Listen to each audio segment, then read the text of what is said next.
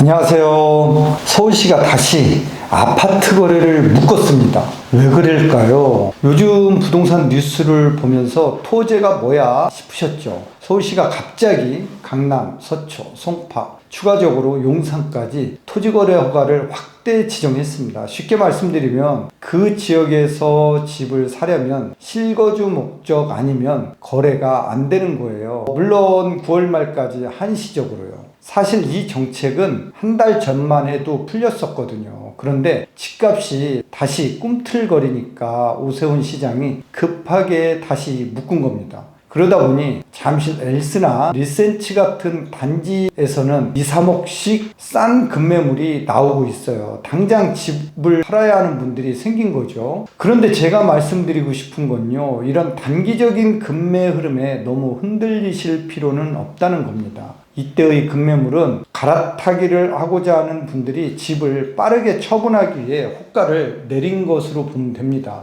전셋값은 계속 오르고 있고요. 기준금리는 앞으로 더 내려갈 가능성이 있어요. 이런 조건이 이어지면 집값은 다시 오를 수밖에 없거든요. 현재 서울 부동산 시장은 올해도 지난해 대비 입주 물량이 상당히 줄어들 것으로 예상되고 있습니다. 게다가 지난해 7월부터 계약갱신 청구권 2+2 만기 도래로 인한 전셋값 상승, 비아파트 전세 사기 여파 등으로 인해 비아파트 수요자가 아파트 수요로 몰리면서 앞으로도 전세 가격은 더 상승할 수밖에 없을 것으로 보입니다. 토지 재지정으로 해당 지역 아파트 가격이 단기적으로 조정받을 때 실수요자에게는 내 집 마련이나 갈아타기에 좋은 기회가 될 것으로 보입니다. 그런데 시장의 변동성이 큰 과거의 사례를 보면 이렇게 좋은 기회가 왔을 때 그 기회를 잡는 사람보다 놓치는 사람이 훨씬 많다는 사실입니다. 저는 이러한 안타까운 마음으로 그 사실을 또 지켜보게 되겠네요. 강남이 막히면 그 수요는 그럼 어디로 갈까요? 예전에 이런 일이 있었던 거 기억나세요? 정부가 강남을 묶으니까 사람들 발길이 하나둘씩 성동구로 마포구로 옮겨갔어요. 그 다음에는 과천, 분당, 판교까지 줄줄이 가격이 따라 올랐고요. 지금도 그 흐름은 똑같이 반복될 것으로 보입니다. 이걸 저희는 풍선 효과라고 부릅니다. 풍선을 한쪽에서 꾹 누르면 다른 쪽이 불룩 튀어나오잖아요. 강남이 묶이면 실수요자들은 당연히 옆 동네로 눈을 돌리게 됩니다. 실수요자들 입장에서 요즘 가장 큰 고민은 이런 거 아닐까요? 아이도 컸는데 학구는 챙기고 싶고 너무 비싸지 않은 곳에 집을 마련하고 싶은데 도대체 어디를 봐야 하나? 강남은 무리인 것 같고, 그런데 아무데나 사자니 불안하고, 그럴 때 바로 이런 풍선 효과 흐름을 미리 알고 대응하느냐, 아니면 나중에 다 오른 다음에 뉴스 보고 알게 되느냐, 그 차이가 정말 크다는 겁니다. 특히나 요즘처럼 기준금리가 내려갈 가능성이 있는 시점에서는 이런 수요 이동이 작은 바람이 아니라 큰 태풍으로 번질 수도 있어요. 지금은 집값이 떨어진 것처럼 보여도 사실 기회 구간이 잠깐 열린 거일 수도 있다는 얘기죠. 언제나 그렇듯 좋은 물건은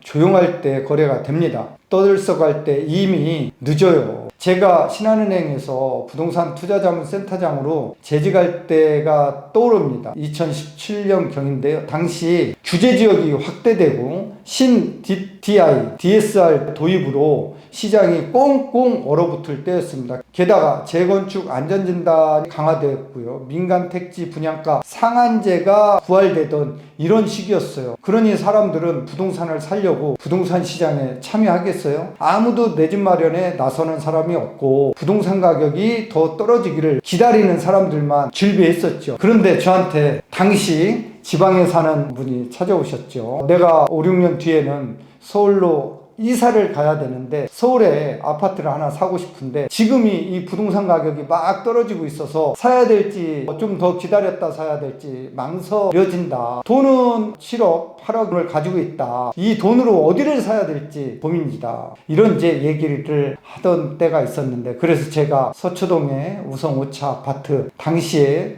8억 원이 약간 안 됐었는데 이거를 사면 어떻겠느냐, 라고 제가 자문을 해줬고, 당시 이분은 이거를 실행에 옮겼어요. 이 가격은 당시 정말 8억 원이 안 됐었고요. 24평 기준입니다. 최근 실거래가 기준 1개월 평균 가격은 16억 8,500만 원이고요. 지금 매물 평균 가격 나오는 거는 18억 원에 나오고 있다는 사실입니다.